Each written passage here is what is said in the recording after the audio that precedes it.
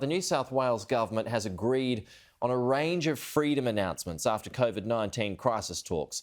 Emergency plans to support hospitality and tourism industries are also expected as thousands of jobs are under threat. Let's get the latest from Kenny Heatley. He's live from Sydney this morning. Kenny, it's a busy day. What can we expect?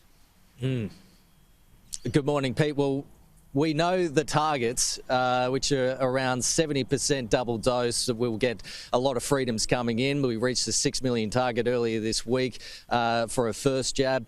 And the 80% target is the Doherty Institute modelling, saying that that's when we can really start to open things up. But the Premier has been devoid of any detail as exactly what that roadmap contains. And after Crisis Cabinet, we understand that more details about exactly what these freedoms are coming today, including what that one thing that double dose people can do now that they can't do previously. But also, we understand that there's going to be information coming around face-to-face learning. Schools and parents have been homeschooling, and they've been crying out for more information on this. But also, emergency packages for big business. This is in recreation and also hospitality and tourism sectors.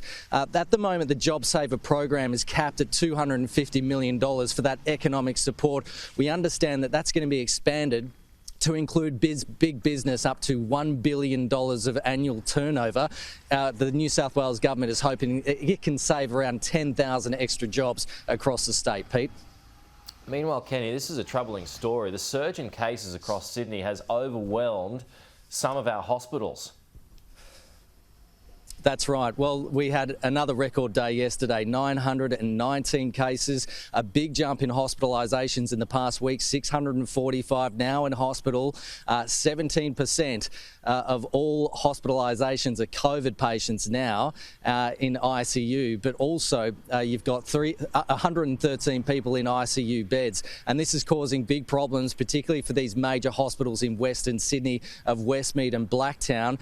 280 COVID positive patients were delivered to Westmead Hospital last week alone, and that caused the hospital to go into what's called a code yellow emergency operations. And both Blacktown and Westmead hospitals have been telling paramedics to divert COVID positive patients to other hospitals as far away as Royal North Shore. And the Australian Paramedics Association of New South Wales posted this earlier on Facebook, saying Blacktown Hospital, this happened on Monday night, had 11 cars waiting, and Westmead Hospital had 9, one of which had been waiting over 6 hours. At Blacktown, 3 ambulances were stuck for over 4 hours. Paramedics were asked to park ambulances on the road. So this has been causing big problems for paramedics who have been forced to wait sometimes over 6 hours with a COVID positive patient waiting to triage. And some hospitals like Blacktown have set up tents in order to swab and screen patients. But the Health Minister, Brad Hazzard, has defended the hospital system.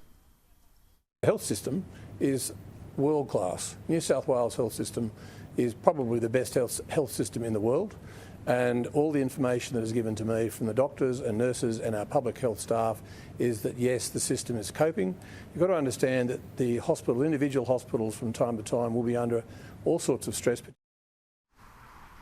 Yesterday, we also heard from Lucy Morgan, a lung specialist at Concord Hospital, detailing what her COVID-positive patients have been going through in ICU and just how serious it is. And she also released a video talking to some of her patients who are dealing and battling with this virus. It is quite confronting and heartbreaking at times, including this for Waz. He's a 50-year-old construction worker from Putney. Take a listen to this. I'm not doing too well at the moment. Your kids as well as your wife, huh? Yes, they all got it. My daughter is coming admitted to hospital in the next hour. She's not feeling too good either. Take care of yourselves. It's not something, it's not a game.